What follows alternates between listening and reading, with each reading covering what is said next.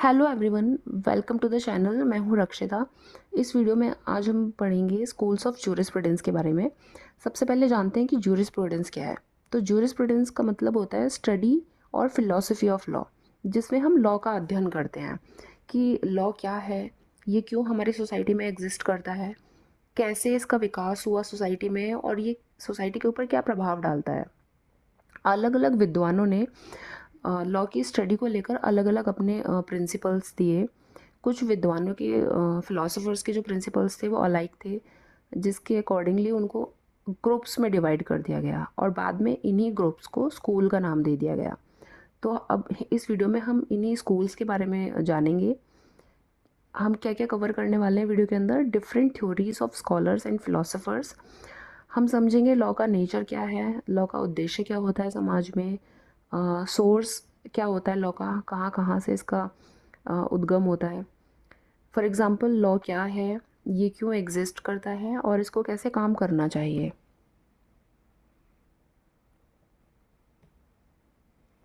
Main schools हमारे कौन कौन से हैं जूरिस्प्रूडेंस के। सबसे पहले आता है नेचुरल लॉ स्कूल, उसके बाद एनालिटिकल, जिसको पॉजिटिव स्कूल भी कहते हैं।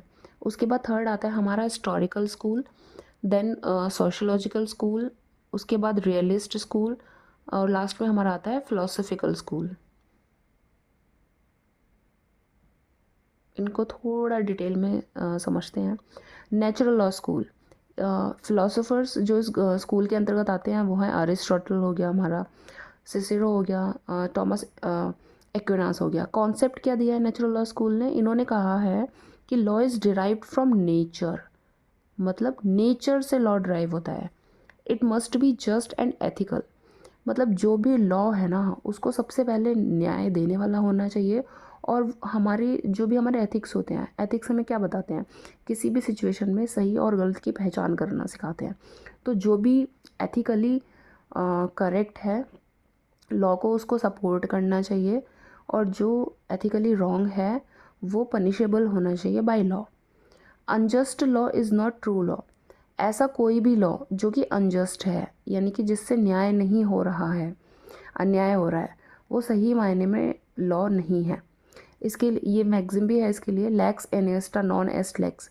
इसको आप लर्न कर लेना, मल्टीपल चॉइस क्वेश्चन में कहीं किसी भी एग्ज़ाम में पूछा जा सकता है। आगे ये कहते हैं law and morality both are inseparable. ये आप याद रखना, क्योंकि नेचुरल लॉ स्कूल वाले बोलते हैं कि लॉ और मोरालिटी दोनों सेम है, इनको अलग नहीं किया जा सकता। मॉरली जो चीज़ करेक्ट है लॉ भी उसको सपोर्ट करता है, और मॉरली इनकरेक्ट जो भी सर्टेन बिहेवियर है जो मॉरली इनकरेक्ट है उसको लॉ भी सपोर्ट नहीं करता है और वो पनिशेबल होता है बाय लॉ। नेक्स्ट आ जाते हैं एनालिटिकल, जिसको पॉजिटिव स्कूल भी कहते हैं। इसके फिलोसोफर्स हैं जेरेमी बेंथम हो गया, जॉन ऑस्टन। कॉन्सेप्ट क्या है कि law is command of the sovereign. अब सॉवरेन क्या है, सॉवरेन का मतलब होता है सुप्रीम अथॉरिटी।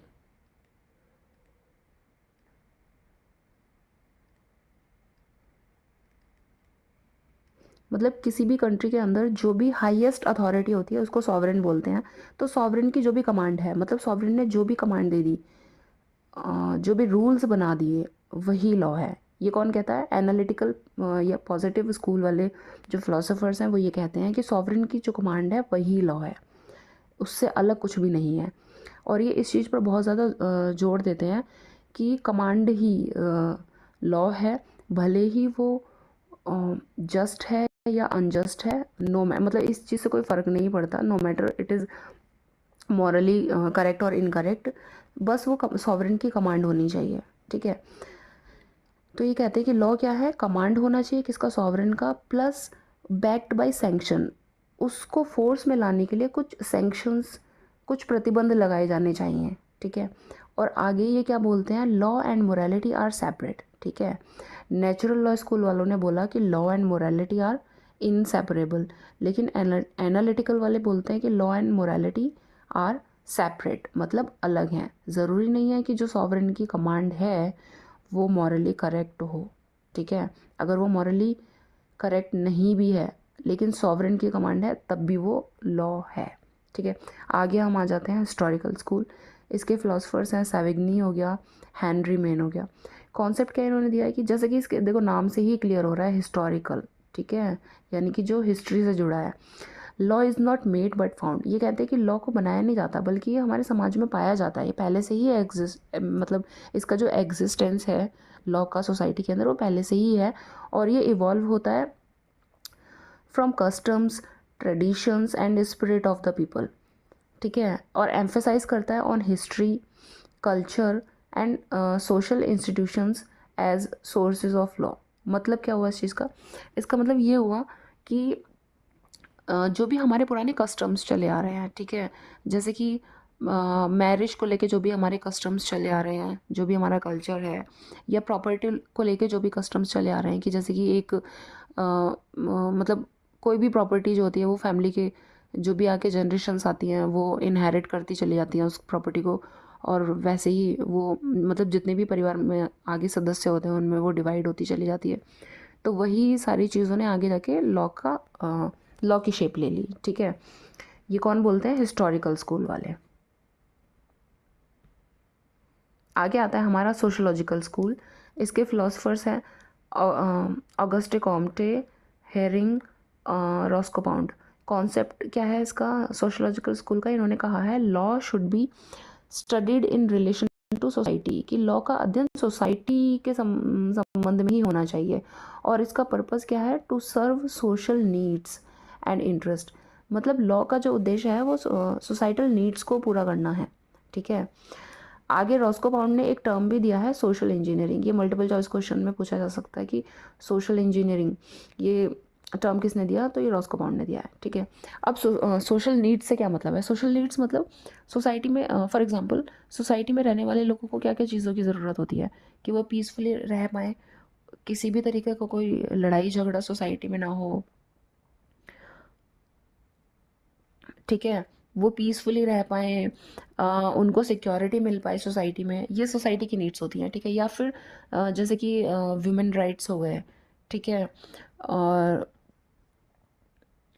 चिल्ड्रन को लेकर राइट्स हो गए, या कोई भी ऐसा कोई भी स्पेशल क्लास सोसाइटी के स्पेशल वर्ग के लोग जिनको जिनको कुछ स्पेशल नीड्स हैं उनको पूरा करने के लिए लॉ बनाए जाने चाहिए और उन नीड्स को लॉ को फुलफ़िल करना चाहिए, ठीक है। आगे हमारा आता है रियलिस्ट स्कूल।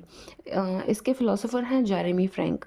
तो फ्रैंक क्या कहते हैं, ये कहते हैं, इन्होंने कॉन्सेप्ट दिया कि law is what courts actually do in practice, ठीक है। ये बोलते हैं कि जो भी कोर्ट्स के जो भी डिसीजंस आते हैं प्रैक्टिकली जिस तरह से, मतलब ये कहते हैं कि लॉ वो नहीं है जो किताबों में लिखा हुआ है, लॉ वो है जो प्रैक्टिकली इन्फोर्स हो रहा है, मतलब जिस तरीके से जो भी रिटन लॉ है उसका जो भी इंटरप्रिटेशन हो रहा है बाय कोर्ट्स वही लॉ है, ठीक है। यानी कि प्रैक्टिकली किस तरीके से हम उसको अप्लाई कर रहे हैं वही लॉ है। आगे आता है हमारा फिलोसॉफिकल स्लैश एथिकल स्कूल। इसके फिलोसोफर्स हैं कांट हो गया, हीगल हो गया, रुडोल्फ स्टैमलर। कॉन्सेप्ट क्या है फिलोसॉफिकल स्कूल का, law is based on reason and aims at justice, liberty and equality. ये कहते हैं कि लॉ का उद्देश्य क्या है कि सोसाइटी के अंदर जस्टिस, न्याय होना चाहिए, लिबर्टी, लोगों को आज़ादी होनी चाहिए, और इक्वालिटी, समानता होनी चाहिए। An instrument for achieving moral ideals, ठीक है। मॉरलिटी भी क्या यही बोलते हैं ना, हमारी जो मॉरलिटी है बेसिकली जो हमारे मॉरल आइडियल्स हैं वो भी यही बोलते हैं कि समाज में सभी के बीच क्या होनी चाहिए, सभी को सब न्याय मिलना चाहिए, लोगों को स्वतंत्रता होनी चाहिए और समानता होनी चाहिए, ठीक है।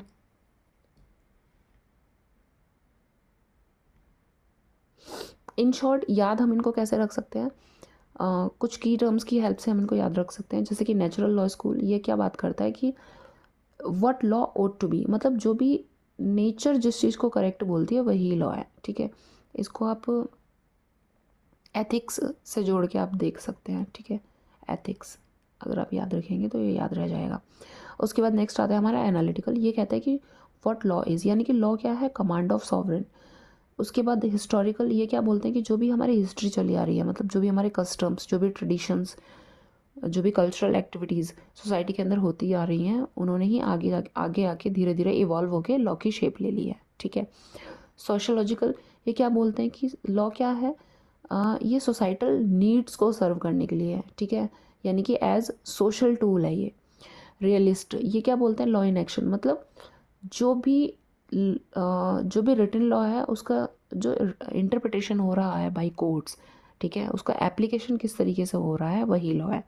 फिलोसफिकल, ये बोलते हैं लॉ एज मॉरल आइडियल। ठीक है, तो मोरालिटी क्या कहती है कि सोसाइटी में क्या होना चाहिए, जस्टिस होना चाहिए, इक्वालिटी होनी चाहिए और लिबर्टी होनी चाहिए। ठीक है, तो ये एम करता है इनको अचीव करने के लिए। मैं उम्मीद करती हूँ कि आप सभी को समझ में आए होंगे ये स्कूल्स ऑफ जूरिस्प्रूडेंस। अगर आपको वीडियो पसंद आई है तो चैनल को सब्सक्राइब करना ना भूलें, वीडियो को लाइक करें एंड कमेंट ज़रूर करें। मिलते हैं नेक्स्ट वीडियो में। Thank you.